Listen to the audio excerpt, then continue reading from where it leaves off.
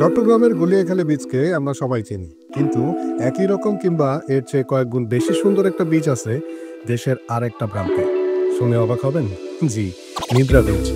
নামটাই বলছে এখানকার নির্জনতা আর শান্ত পরিবেশে আপনি চোখ বুঝলেই যেন ঘুম চলে আসবে।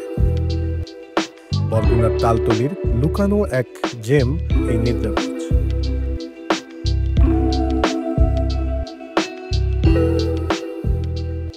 সৈকতটি কেওড়া ও ঝাউবনের সবুজে ঘেরা, যা একে আরো বেশি মেজমরাইজিং করে তোলে।